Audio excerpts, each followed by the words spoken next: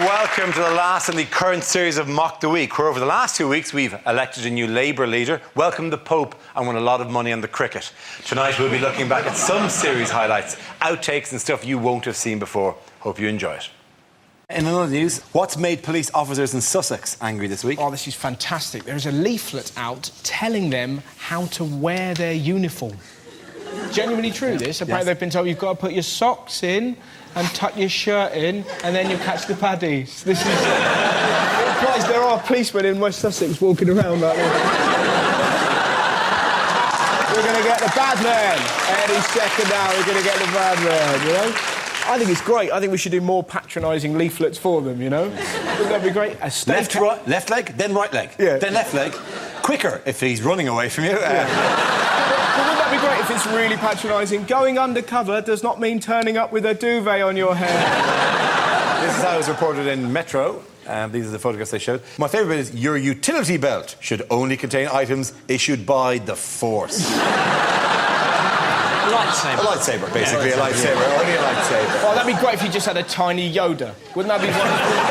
Actually, that sounds like a euphemism for a penis. do have one. I have What else are they keeping in the utility belt? What else are they doing? Mace. Oh, I got some breath mints and some lube. Mind you, lube would be useful enough. I can get you out of the crash car, but you will smell of sexy cherry for a while. It's also saying the correct way to be a policeman is to be 2/3 of the size. Budget costs you. Yeah, smaller policeman, Yeah. easier to dress. I know that your PPV, which I think is personal protection vest, I think it's like the anti-stab vest, must be worn over your shirt. Now, I can see what the problem is here, because I'd imagine lots of them wore them under the shirt, so that people go, oh my God, you've been stabbed, and they go, no! Yes, the answer I was looking for was Blair's memoirs' incredible sales. This is a story that ex-Prime Minister Tony Blair has finally published, A Journey, his hotly anticipated account of his time in power. It's basically, he'd been accused of sexing up a dossier, and now he has sexed up a dossier, basically, hasn't he? You went after he's going, oh, I devoured Cherie, or whatever it was. You weren't sure what he was going to put next, I flopped out my weapon of mass destruction. And 45 minutes later, it launched. What weakness does Blair reveal? Mini baby bells. He can't get enough of it. Yeah, there's a lot of that. No, he's drinking. It was really hilarious because he said, yeah, I was a bit of a drinker, but all he had was half a bottle of wine a night. My mate once got so drunk he woke up in a river. This would be the worst AA meeting ever. It'd be so dull as well, because the other... OK, tell us about yourself. Well, Duncan's basically, he's lost his kids, he's found himself homeless on the street. How about you, Tony? Well, first of all, hi, guys. Occasionally, I have a second glass of wine after dinner. Group hug. Although, in fairness, his drinking did lead to invading a country. Yeah, which makes the UN the international equivalent of a woman in a car park going, leave him, Tarek, he's nowhere there! The UN made him the Middle East peace envoy after he'd started 2 wars in the Middle East. It would be like making the woman who chucked that cat in a wheelie bin an RSPCA inspector. As Prime Ministers go, it's nothing, isn't it? No, it isn't. Churchill used to have a bottle of champagne for lunch, have another one apparently in the evening, have 3 scotches, 2 brandies and a highball. So you think, well, it's no wonder he didn't want to appease Hitler, was it? He was well up for a scrap, wasn't he? Yeah, but to be fair, what people forget about Churchill, when Churchill was doing the we shall fight them on the beaches, he was 25 at the time.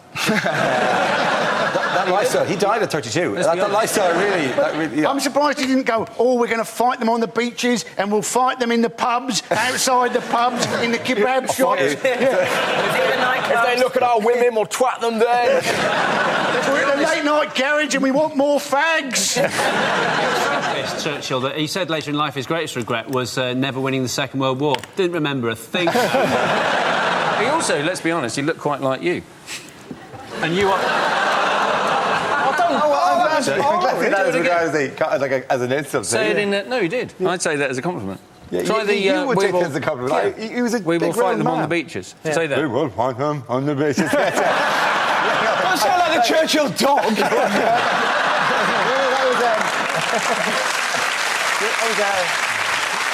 That was Tommy Cooper. We will fight them.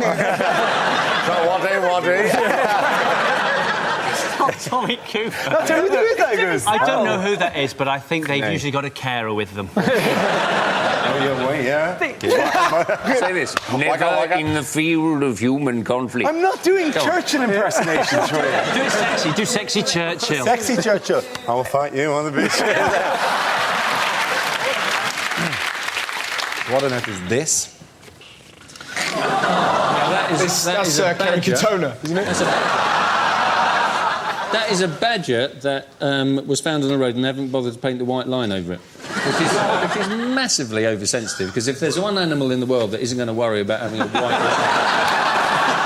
line... Do you know the worst thing about this story? The worst thing? Bodger has to work on his own now. Aren't there always gaps in white lines? I mean, that's what normally happens anyway. Is that always dead badgers? Is that the system? They're just going to put a dead badger down, move on the line a bit, and another dead badger then on. I don't think you can really safely overtake within that gap. I know people who drive in the countryside who would try to overtake within that gap. Oh, here's a gap, quick! That's probably how the badger got killed in the first place. They avoided painting it, but if they did paint it, there'd also be a story. So I'm kind of in the middle of the road on this one. I think what they should have done, right? They should have actually continued the white line, but round the outline of the badger like it was some sort of murder investigation. I'd say, like this? Yeah. Very good. Look at that. I've actually eaten dead badger roadkill. Have you? Really? Yeah, he did. Shall I tell you what I'll tell you what it tasted of? What's the taste of? Badger. No, I have. I had a meal of badger. I had otter in a meal called risotto. And I had blackbird rather, in a pie. Oh, just It was really nice. Is this when you were working in nursery rhymes? Yes. Yeah, no, I did for a programme. I think what programme was that? Let's make you eat weird shit. It was a programme where you had to do things that you'd never done, and I said I'd never had roadkill, so I ate roadkill. But hang on, is it, I know the programme you mean. It's a programme where you're supposed to do things you've never done that other people have done, though. It was called Never Seen Star Wars, and then you were just slightly out of step with the population. You're not out of step with the population with having never eaten roadkill. I don't think that's going, what, he's never eaten roadkill? Oh, got a Lord Snooty over here. Fished his dinner off the tarmac once in a while. It's just been very... No, it was nice. In an effort to cheer up the badger, Paul Gascoigne was seen in the area with an empty bottle of Cava, a can of Spam, and a Savage Garden CD.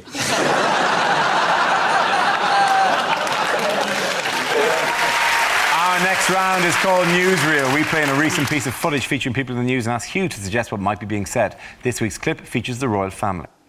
Well, how are you doing? How are you doing? Well, what can I tell you? Well, the Democrats had a choice between a woman and a black man, and they went for the black man. Can you believe it? Well, I can't really believe that was the choice. Yes, well, how charming. Does anybody know who that was? Was that Judith Chalmers? Bloody dreadful woman. Oh, hello, darling. Eyebrows still black, I see. When they go white, we'll know we're all in the shit. Oh, God, oh, God, oh, God. Oh, terribly sorry, I dropped my Oyster card. Anyway, can't wait, I'm going to see the Queen, I think. Hello, are you a giant? Oh, God, I hate these things. Oh, God. So tedious. I'd much rather be doing something else, like shooting someone or... Oh, hang on. No, wait a minute. This is the guy I'm waiting for. I'm absolutely starving. I'll have 2 lamb sanders and a pressure iron. Then hurry up about it. Philip, please, that is the President of India. Yes, that's the restaurant we always go to. These are the leaders of the free world. Please try not to say anything offensive. Oh, I never do. What do you mean? Oh, my God, there are thousands of them. It's like bloody Dover. You can't come in here. We haven't got any room. We're a tiny country. What are you thinking of? Go... Oh, hello. Are you Korean? Yes. I love your culture. Yes. Don't worry, I've locked up the corgis. Well done, you.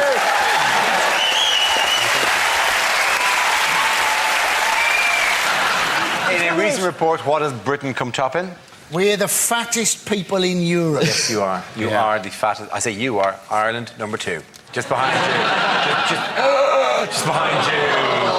That's an example, isn't it? Yeah. Whenever they show fat people on the news, they never show their faces, do they? They always show them from the middle area. And you're thinking, if we're really trying to lose weight, maybe they should show their faces and go, look at this one!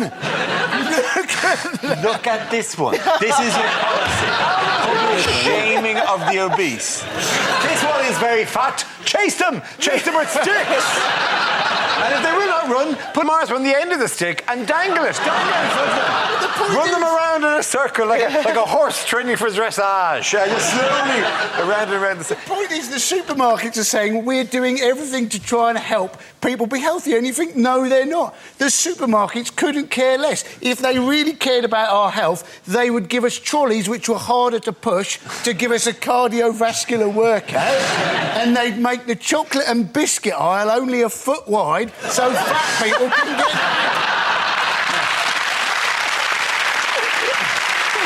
In other news, why are Druids celebrating at the moment?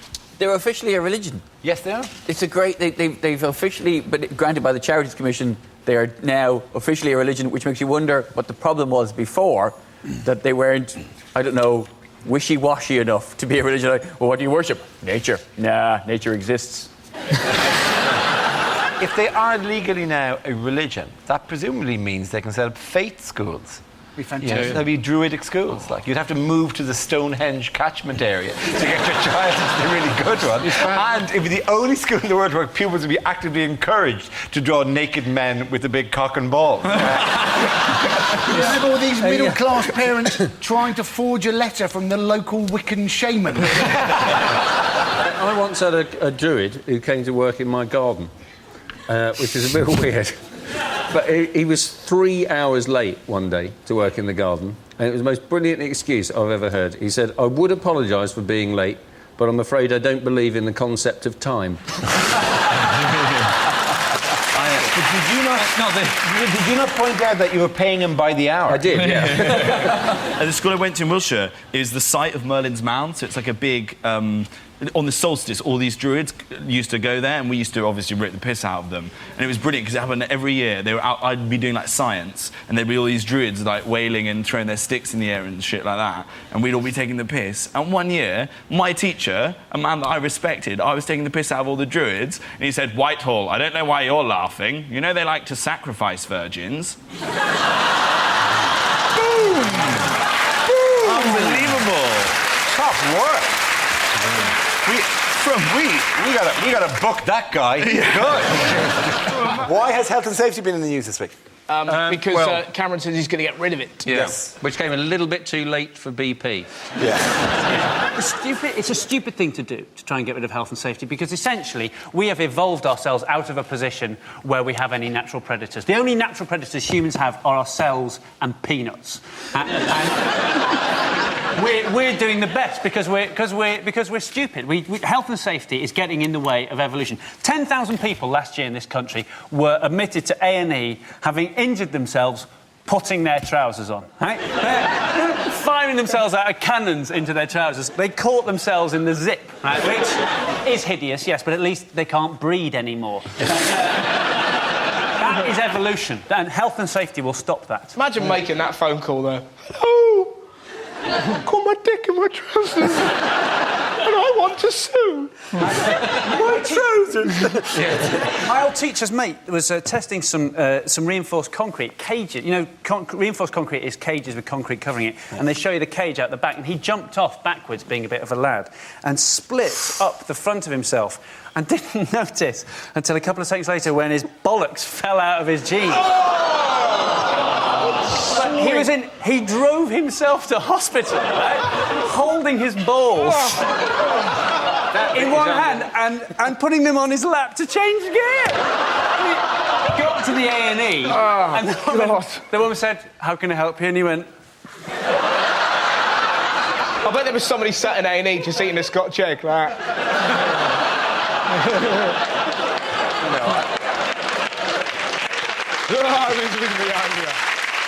I bet there's somebody in the A&E with a slightly hurt elbow going, I'm going to be longer than I thought now.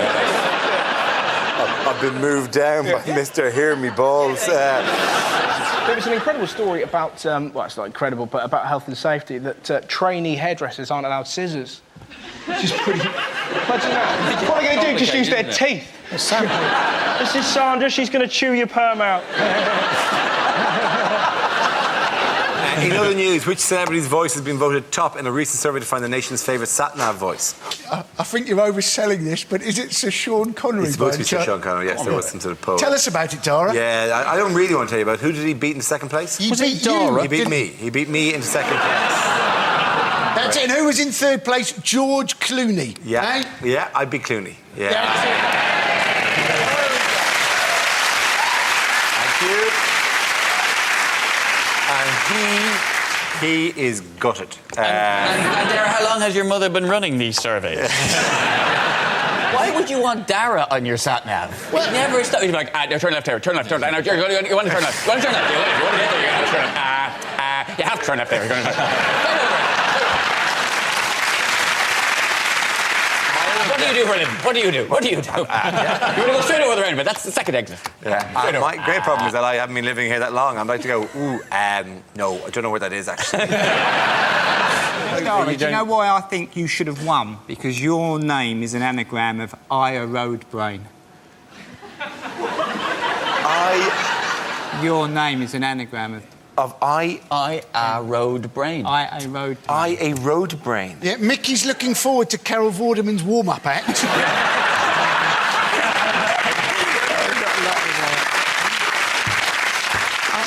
You know, I've not got a lot on at the moment. This sounds a bit clang, I once got an email from Stephen Fry telling me that he was sitting in an airport in Africa, and did I know my surname was an anagram of Nairobi? It's very difficult what to write back. Thanks, Stephen. You're very much mistaken if you think that sounds like a clanger. That sounds like a clanger. OK, thank you. The end of that. Stop being noises. Sorry?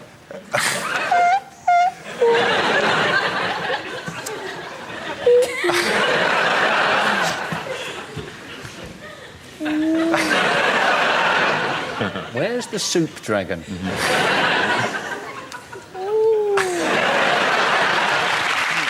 Yes, the question I was looking for was, how much time has Delhi had to prepare for the crisis-hit Commonwealth Games, which reports claim are still not ready? The city won the right to host the Games in 2003, but the build-up to the event has been plagued by fears that facilities and accommodation might not be complete on time and to a safe standard.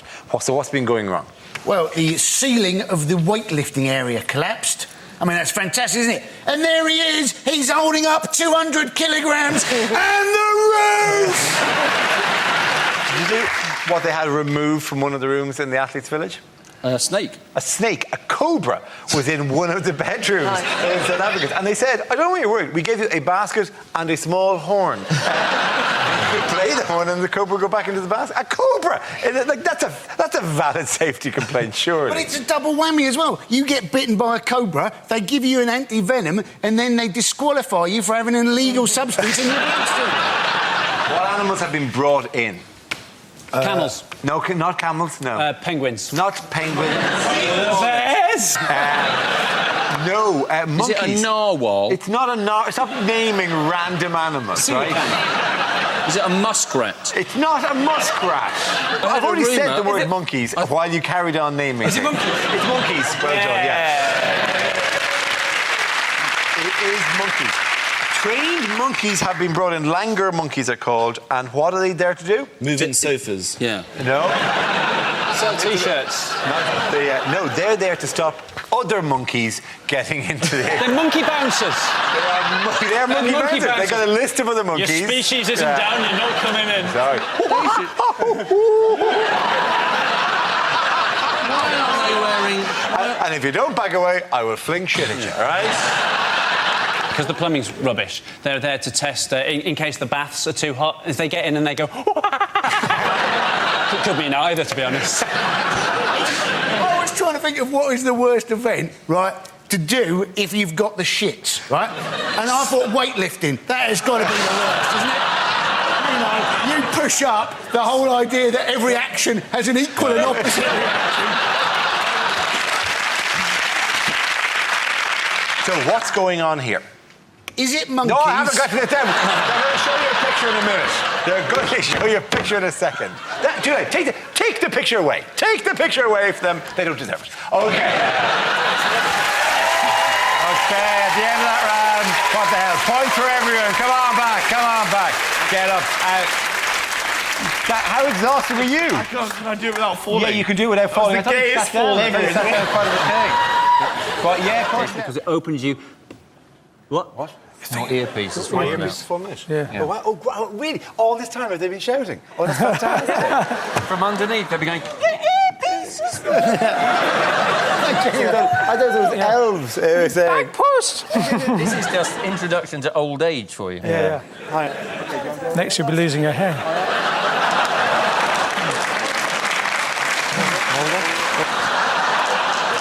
How's that?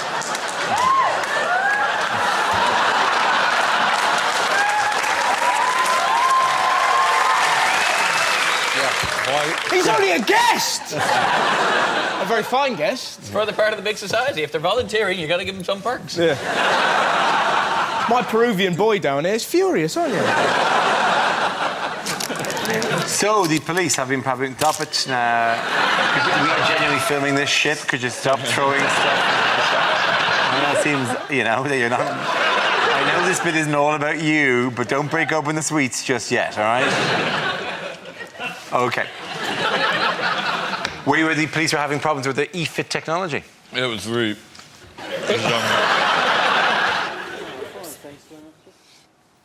OK.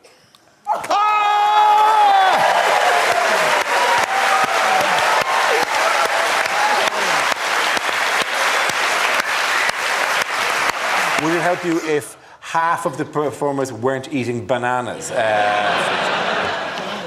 Hey, with the monkeys. Yeah. So, seriously, you'd like the bananas to pause just for a second? Yeah. OK. Jared, we'll get a banana. Oh, we'll get you some grapes. What greengrocers are we fucking turning into here? Sorry. My mouth. Oh, sit fucking down. Don't fucking hug me. Come on.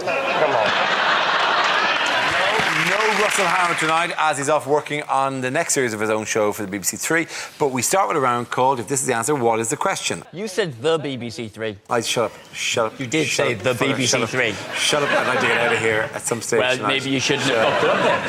Shut up. Maybe you should have said either the BBC or BBC Three. No one says the BBC Three. I call it the BBC Three, right? Are you a big fan of the Oasis? He's going to be shit as a sat-nav, isn't he? Turn the right.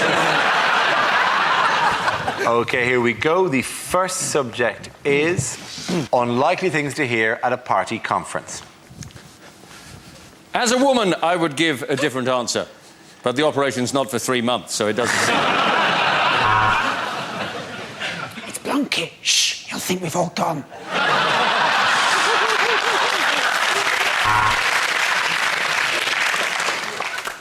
I never really wanted to be Labour leader. It's just my parents always favoured my older brother, and I just wanted to piss them all off.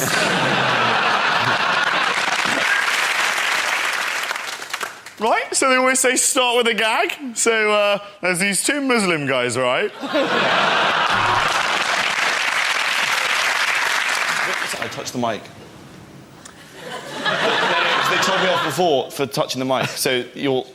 She told you off for touching Mike. No. It's all wonky.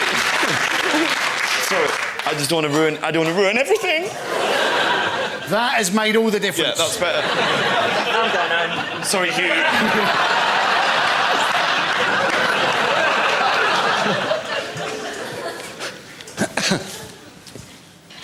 Milk, bread, germaloids. I believe I have been reading from the wrong piece of paper. I like to see myself as a perfect compromise between Ed Balls and David Miliband. I am David Milliballs. Right then, conference, it's time to choose our new leader using the traditional method. Professor Dumbledore, pass me the sorting hat.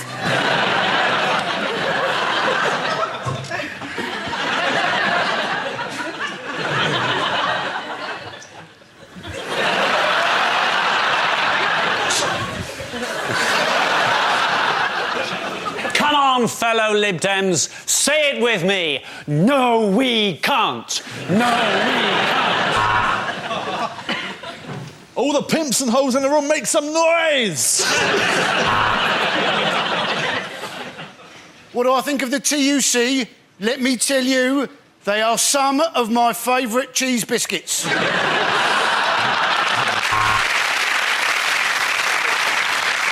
I am not in the power of the unions. There, I've said it. Now let my children go. It is not ourselves we have to convince, comrades. It is the British public, and they are fucking stupid. OK, the next topic is things you wouldn't hear in a cookery show. No, that's definitely a poodle.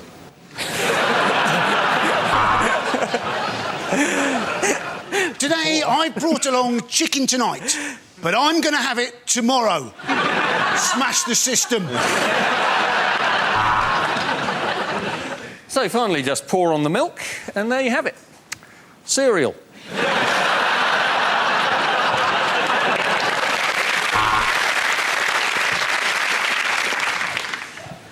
And remember, you must eat the brain to get their power.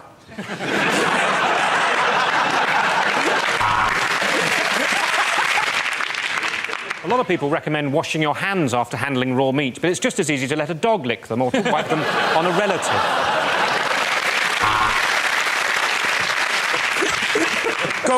Golden, relax. We're doing a bit of dinner, mate. You're not sorting out the Middle East here. So just boil for 15 minutes, and if there's still life in her, she's a witch.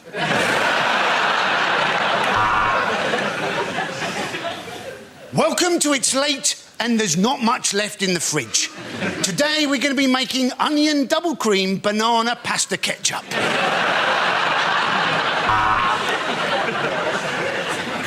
The unique flavour of the sausages is from a recipe from my wife.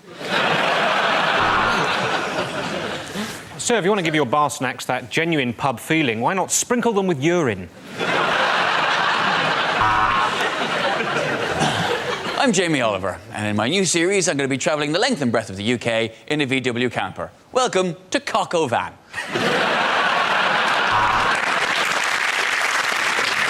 And believe me, these fried insect legs really are the bee's knees.